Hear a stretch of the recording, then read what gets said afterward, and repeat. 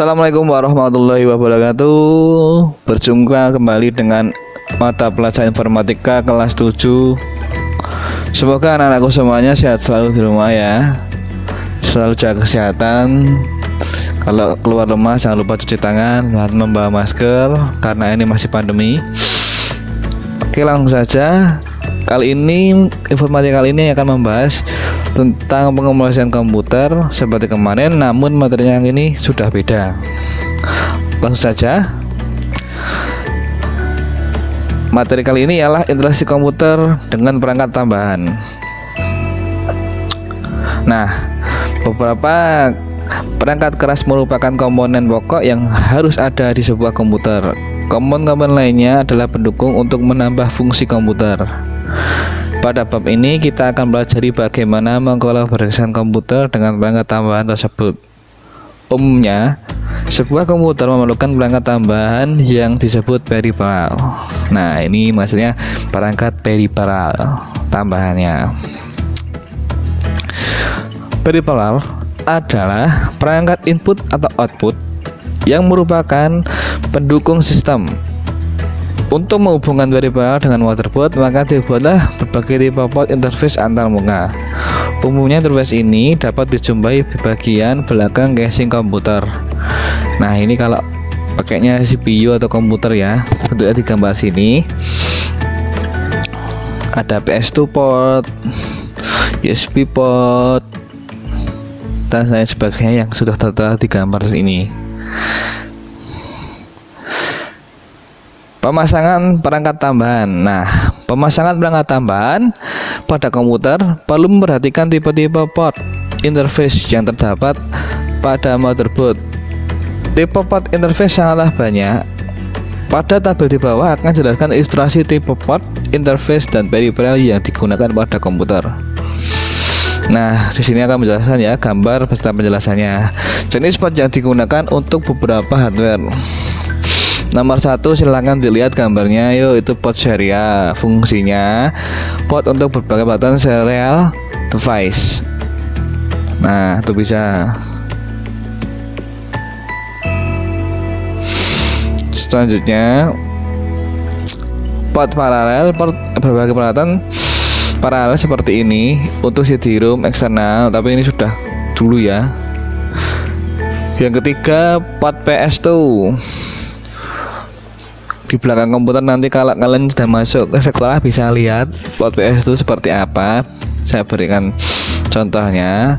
Port ini digunakan biasanya untuk keyboard sama mouse. Selanjutnya 4, port VGA. Nah, 4 nih gambar port VGA. Port untuk penanti output, misal untuk membuka motherboard ke LCD supaya menghasilkan gambar. Port USB yang kelima, port USB seperti ini gambarnya. Nah, digunakan untuk flash disk. Pokoknya yang berbentuk USB ini flash disk misal yang gampang ya. Terus mouse USB, keyboard USB. Selanjutnya gambar nomor 6 ialah port audio. Nah, port ini digunakan untuk peralatan audio, misal untuk headset, speaker, mic. 7, port RJ45 atau Ethernet. Nah, Ethernet ini untuk jaringan ya, untuk kabel. Biasanya digunakan untuk peralatan akses internet. Nanti akan kalian praktekkan kalau sudah masuk. Nomor 8, port Firewire. Nah, ini kalau port ini biasanya ya kayak HDMI seperti itu, menghubungkan perangkat digital video. Nah, yang ke-9, port SCSI. Ini model zaman dulu ya, masih printer, digunakan untuk menggunakan printer. Kalau sekarang biasanya printernya sambungannya pakai USB karena kemajuan teknologi. Printer, misal printer ini. Untuk membuka perangkat tambahan berupa printer, pastikan terlebih dahulu jenis port yang akan digunakan. Pada beberapa perangkat printer, terutama printer generasi terdahulu, banyak yang menggunakan port paralel. Namun untuk printer dan scanner generasi sekarang, banyak yang menggunakan port USB untuk menghubungkan perangkat tersebut ke komputer. Kalau sekarang biasanya yang sering dijumpai portnya itu USB kalau printer ya. Nah, inilah cara menghubungkan printer ke komputer. Hubungkan kabel listrik ke printer dan ke stop kontak listrik. Jadi kan printer diberi aliran listrik. Yang kedua, sambungkan kabel printer ke komputer sesuai dengan port. Tekan tombol baru pada printer. Apabila printer pertama kali terhubung dengan komputer, maka kita harus menginstal terlebih dahulu perangkat lunak printer ke komputer. Apabila perangkat lunak printer sudah terinstal, pada bagian pojok kanan bawah akan ada tanda printer sudah terhubung ke komputer dan printer sudah siap digunakan. Jadi poinnya kalau sudah tertancap pada laptop, kalian harus menginstal yang namanya aplikasi printernya di komputer kalian masing-masing agar printer tersebut dapat bisa dijalankan. B. Scanner. Untuk menghubungkan perangkat tambahan scanner, langkah-langkah yang dilakukan sama dengan ketika kita menghubungkan perangkat tambahan printer. Sama saja, jangan lupa yang terpenting itu menginstal aplikasinya pada komputer kalian. Proyektor LCD memudahkan kita untuk berbagai informasi pada layar monitor komputer dengan semua orang berada di dalam ruangan, sehingga lebih mudah dalam menyampaikan presentasi, demonstrasi produk, dan kegiatan lainnya. Agar presentasi kita dapat disimak oleh orang banyak, maka kita harus menghubungkan komputer ke proyektor LCD. Nah, proyektor LCD di sini bisa untuk membesarkan suatu gambar, tapi ini dalam bentukan output ya, keluarannya. Nanti bisa kalian lihat kalau kalian setelah masuk ke sekolah, nanti saya tunjukkan ini barang apa gitu ya. Nah, langkah-langkah menghubungkan proyektor ke komputer, hubungkan kabel listrik ke proyektor. Intinya kan proyektornya semua perangkat tersebut dialiri listrik dulu. Lalu setelah itu portnya disambungkan ke komputer. Buka tutup lensa proyektor, tekan tombol power di panel proyektor, tunggu sampai lampu indikator hijau dan display tampil penuh. Nah, selesai.